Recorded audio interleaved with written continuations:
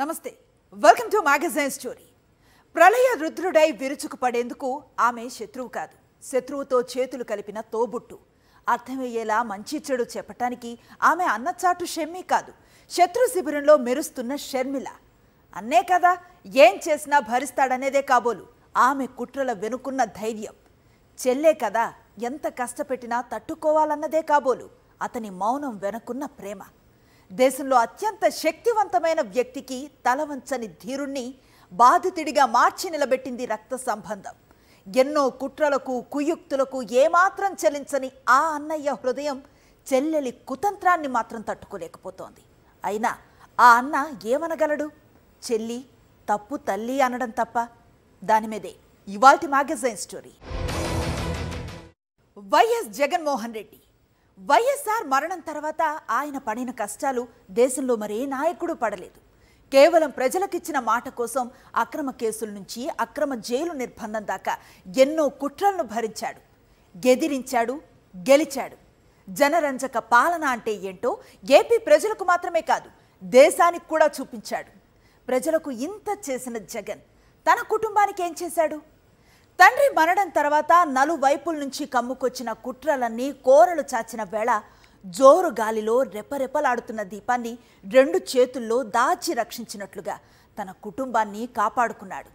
అమ్మలో సగమై నాన్నలో సగమై అన్నగా షర్మిలకు ఆమె కుటుంబానికి ఎలాంటి లోటు లేకుండా చూసుకున్నాడు. 100 కోట్ల రూపాయల తన కష్టార్జితాన్ని చెల్లికి నిండు మనస్సుతో అందించాడు. ఇప్పుడు ఆ చెల్లె శత్రువు చేతిలో కుట్రగా మారింది. ఇప్పుడు ఆ చెల్లె శత్రు శిబిరంలో చేరి బుసలు కొడుతోంది. ఇప్పుడు ఆ చెల్లె అనురాగాన్ని పంచిన అన్నకు ఆత్మక్షోభని పంచుతోంది. వైఎస్ జగన్మోహన్ రెడ్డి. దేశ రాజకీయాల్లో ఈ పేరుకి ప్రత్యేక స్థానం ఉంది. సహజంగా ఎవరైనా ఒక రాజకీయ పార్టీ పెడుతున్నారంటే అత్యంత అనుకూలమైన వాతావరణం ఉంటేనే ఆ దిశగా అడుగు వేస్తారు. కానీ జగన్ మాత్రం కేవలం ప్రజలకి తానిచ్చిన మాటని నిలబెట్టుకునే క్రమంలో రాజకీయ పార్టీ పెట్టారు.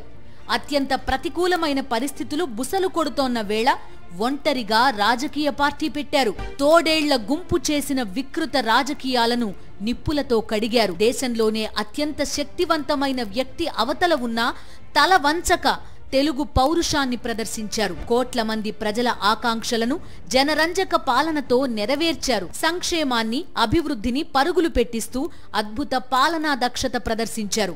జగన్ నాయకత్వ సామర్థ్యం గురించి ఇలా చెప్పుకుంటూ పోతే చాలానే చెప్పొచ్చు.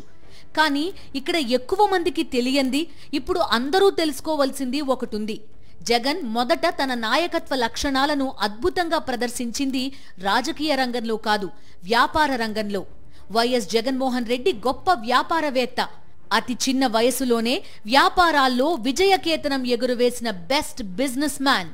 కుటుంబం నుంచి రూపాయి తీసుకోకుండా బయట నుంచి పెట్టుబడులు సమీకరించి వ్యాపార సామ్రాజ్యాన్ని స్థాపించి దాన్ని విస్తరించి నాడు ఎన్నికల వేళ వైఎస్ రాజశేఖర్ రెడ్డికి ఆర్థికంగా అండగా నిలవడం దగ్గర నుంచి షర్మిల కుటుంబానికి 100 కోట్ల రూపాయలు ఇవ్వడం వరకు ప్రతిదాని వెనక ఉన్నది కేవలం వైఎస్ జగన్మోహన్ రెడ్డి కష్టార్జితమే. వైఎస్ రాజశేఖర్ రెడ్డి వ్యాపారవేత్త కాదు, ఆయనకు రాజకీయం తప్ప మరొకటి తెలియదు. అందుకే అనేక సందర్భాల్లో తాను తన తండ్రి రాజారెడ్డి పైన, కొడుకు జగన్మోహన్ రెడ్డి పైనే ఆధారపడతానని చెప్పేవారు. 1996లో తన 23 ఏళ్ల వయసులోనే జగన్ తన వ్యాపారాన్ని ప్రారంభించారు. వైఎస్ఆర్ ముఖ్యమంత్రి అయింది 2004లో. అంటే వైఎస్ఆర్ సీఎం అవడానికి 8 ఏళ్ల ముందే జగన్ సొంతంగా వ్యాపారం మొదలుపెట్టారు. సండూర్, సరస్వతి, అమోఘ 3 హైడ్రో పవర్ ప్రాజెక్టులను జగన్ ప్రారంభించారు. వీటితో పాటు హైదరాబాద్లోని రోడ్ నంబర్ 12లో జగన్ రియల్ ఎస్టేట్ బిజినెస్ ప్రారంభించారు.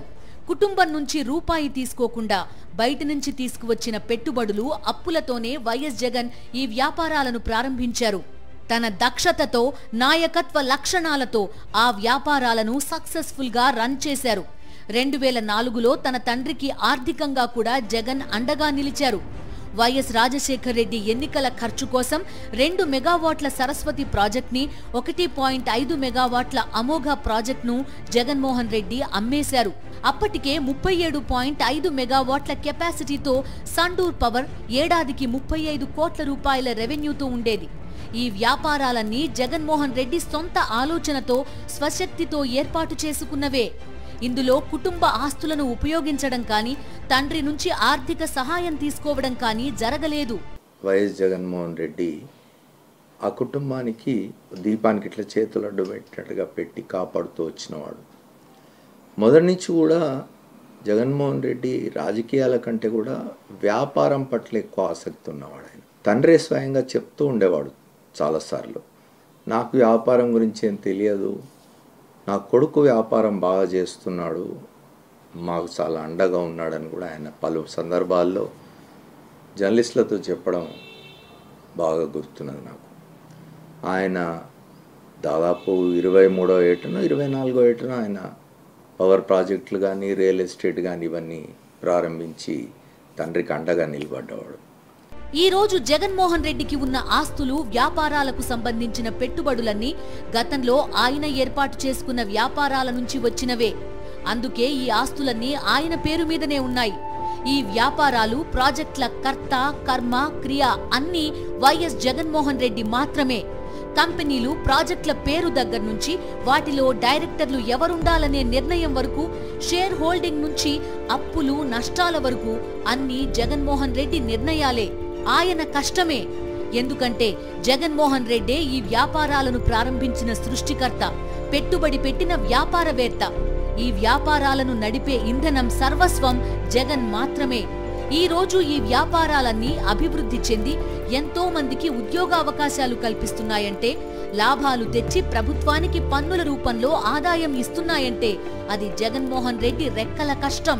ఒకవైపు వ్యాపారాలను ముందుకు తీసుకెళ్తూ, మరొకవైపు రాజశేఖర రెడ్డి గారి లెగసీ కంటిన్యూ చేయడం కోసం 2009 తర్వాత ఆ కుటుంబానికి కూడా రాజశేఖర రెడ్డి గారు లేని లోటు కనిపించనివ్వకుండా ఆయన కుటుంబం పెద్దగా బాధ్యత వహించి ఒక చెల్లి కుటుంబాన్ని కూడా తనే చూసుకుంటూ, ఆ విధంగా ఒక ఉమ్మడి కుటుంబం యొక్క వ్యవస్థని రాజశేఖర రెడ్డి గారి సమయంలో ఎలా ఉందో అదే విధంగా చూసుకుంటూ వచ్చారు.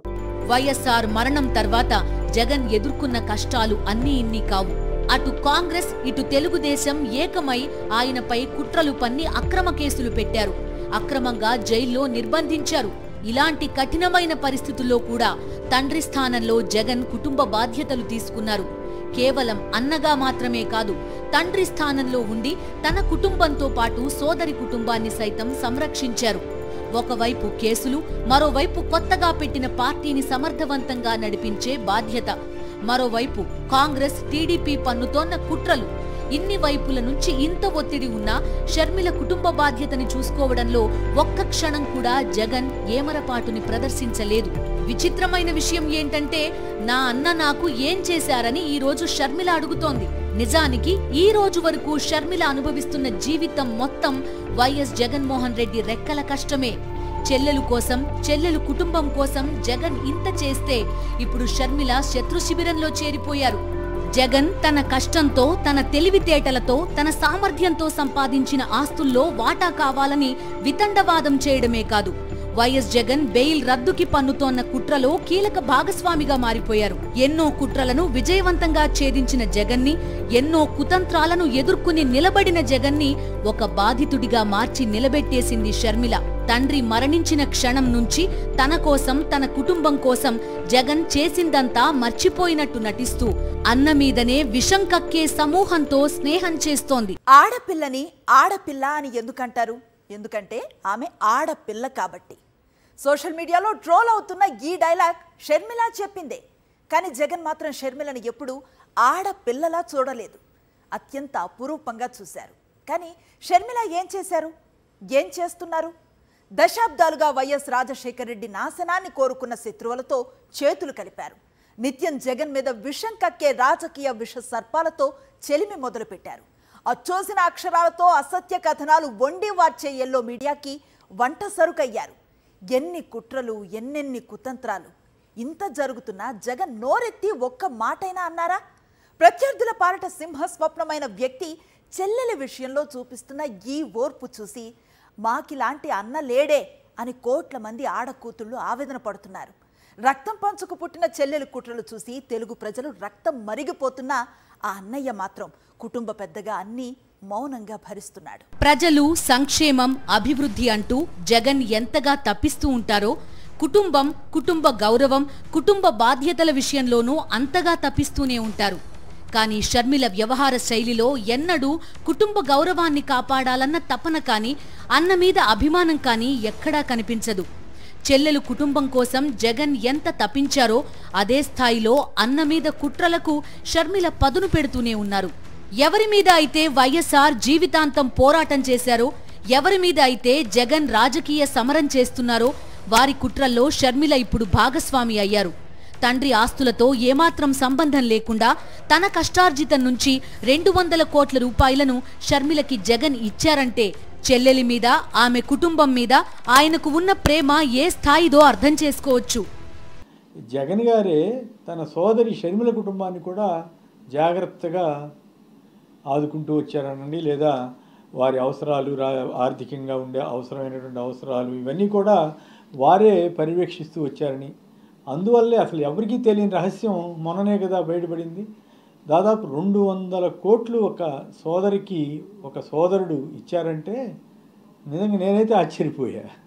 ఇది ఇంత ఇచ్చినా కూడా ఆ సోదరి సంతోషించకపోగా లేనిపోయిన రచ్చ చేసి అటు రాజకీయంగాను ఇటు కుటుంబ పరంగాను 2 రకాలుగాను తను పరువు ప్రతిష్టలు పోగొట్టుకోవటమే కాకుండా మొత్తం జగన్ గారివి అలాగే కుటుంబ పరువును కూడా రోడ్డు మీద తీసుకొచ్చిన షర్మిల గారిని మనం ఏమనాలి?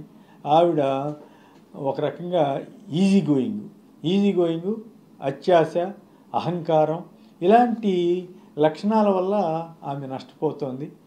100 కోట్ల రూపాయలు షర్మిలకి ఇవ్వడంతోనే జగన్ సరిపెట్టలేదు.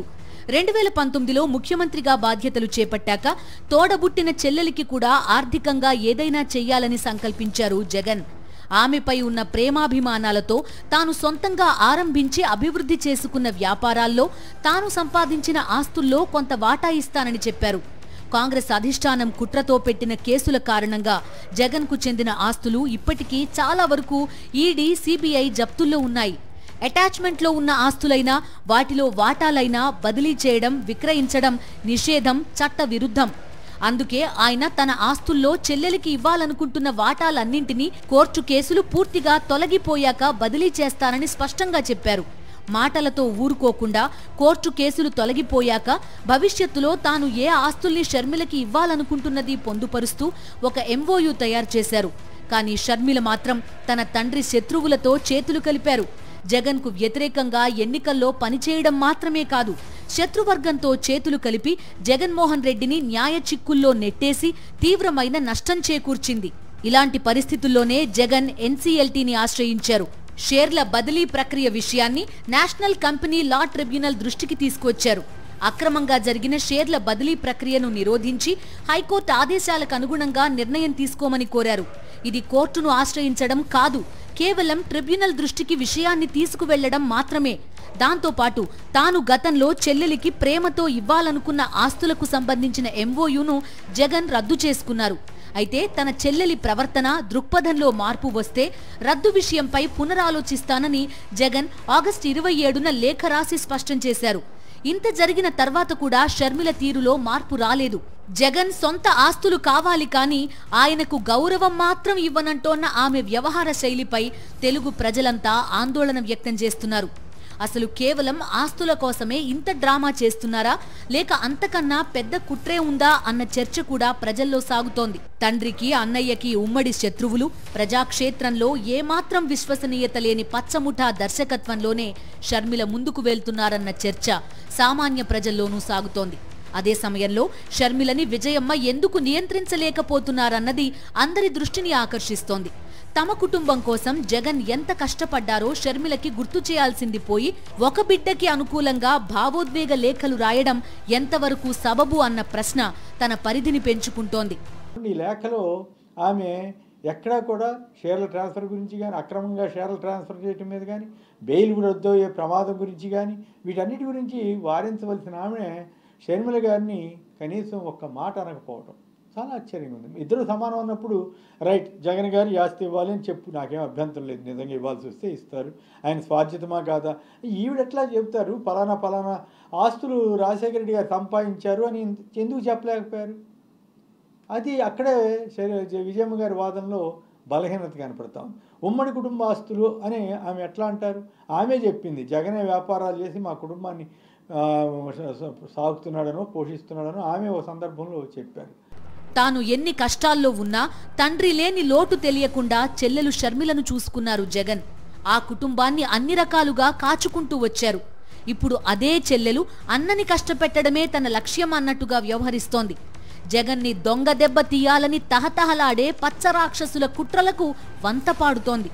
చివరికి జగన్ బెయిల్ రద్దు కుట్రకి షర్మిలే కేంద్ర బిందువుగా మారిన వేళ కూడా రక్త సంబంధమే జగన్ని మౌనంగా ఉంచుతోందని, ఎన్నో పెను సవాళ్లని వీరోచితంగా అధిగమించిన జగన్ చివరికి చెల్లెలి చేతిలో బాధితుడిగా మారాడని పరిశీలకులు విశ్లేషిస్తున్నారు. నిర్దిష్టమైన లక్ష్యాలతో స్పష్టమైన దిశానిర్దేశంతో చిన్న వయస్సులోనే వ్యాపార సామ్రాజ్యాన్ని స్థాపించిన కృషి వలుడు జగన్. చపల మనస్తత్వంతో లేని బలాన్ని తెలివిని తనకు ఆపాదించుకుంటూ భ్రమల్లో జీవించటమే షర్మిలకు తెలిసింది. అన్నంటే చెల్లిని ఒక అయ్య చేతిలో పెట్టేసి చేతులు దులిపేసుకునేవాడని కాదని నమ్మినవాడు జగన్. అందుకే తన కష్టార్జితంలో 200 కోట్ల రూపాయలు చెల్లెలకిచ్చాడు. ఆమె కుటుంబ భవిష్యత్తుకి నేనున్నాననే భరోసానిచ్చాడు. అన్న ప్రేమను అలుసుగా తీసుకొని అతని కష్టార్జితం అంతా నాదే అనే కపట మనస్తత్వం షర్మిలది. ఓవైపు చెల్లిపై మమకారానికి, కుటుంబ గౌరవాన్ని కాపాడే బాధ్యతకు కట్టుబడిన జగన్, మరోవైపు కరెన్సీ కట్టలకు, శత్రువుల కుట్రలకు కట్టుబడిన షర్మిల. కోట్ల మంది హృదయాల్లో జగన్ అన్నగా కొలువైన వ్యక్తికి సొంత చెల్లెలుగా పుట్టడం ఎంత అదృష్టమో తెలుసుకోలేని షర్మిల మూర్ఖత్వం, కుటిలత్వం ఇప్పుడు ముదిరి పాకాన పడింది. జగన్మోహన్ రెడ్డి షర్మిల వ్యవహార శైలిని గమనిస్తే ఇద్దరికీ ఏమాత్రం పొంతన ఉండదు. అనుకున్నది సాధించే విషయంలో, ప్రజల విశ్వసనీయతని గెలుచుకోవడంలో వైఎస్ఆర్ని గుర్తు చేస్తారు జగన్. ఇక వ్యాపారవేత్తగా వైఎస్ఆర్ కూడా సాధించలేని విజయాలను చిన్న వయసులోనే జగన్ సొంతం చేసుకున్నారు. సండూర్ పవర్ నుంచి భారతీ సిమెంట్ దాకా, సాక్షి నుంచి వైఎస్ఆర్సీపీ వరకు ఏది చేసినా పట్టుదల, సంకల్పంతో తన కలలను సాకారం చేసుకున్న వ్యక్తి జగన్. మాట తప్పని నైజం, ఇచ్చిన మాటని నిలబెట్టుకునే క్రమంలో ఎవరికీ భయపడని తత్వం, నమ్మిన వారికి అండగా నిలిచే క్రమంలో ఎంత దూరమైనా వెళ్లే స్వభావం, నైతిక విలువలు పాటించడంలో ఎట్టి పరిస్థితుల్లోనూ వెనకడుగు వెయ్యని నైజం, నిజాయితీ, పారదర్శకత ఇవన్నీ జగన్ జీవితంలో అడుగడుగునా కనిపిస్తాయి. కానీ షర్మిల విషయానికొస్తే ఆమెకి నిర్దిష్టమైన అభిప్రాయాలు ఉన్నట్టుగా ఆమె వ్యవహార శైలి చూస్తే ఎవరికీ అనిపించదు. అవసరాలకు అనుగుణంగా అబద్ధాలు చెప్పడం నుంచి మొదలు పెడితే రెప్పపాటులో అభిప్రాయాలను మార్చుకోవడం, ఇచ్చిన మాటకి కట్టుబడే తత్వం లేకపోవడం, ఇలా ఆమె స్వభావం అంతా వైఎస్ఆర్ జగన్ల వ్యవహార శైలికి పూర్తి భిన్నంగా ఉంటుందని పరిశీలకులు విశ్లేషిస్తున్నారు. షర్మిల జగన్ని ఇబ్బంది పెట్టడం ఇదే తొలిసారి కాదు. ఆమె రాజకీయాల పేరిట తెలంగాణలో అడుగుపెట్టిన నాటి నుంచి ఇదే వరస.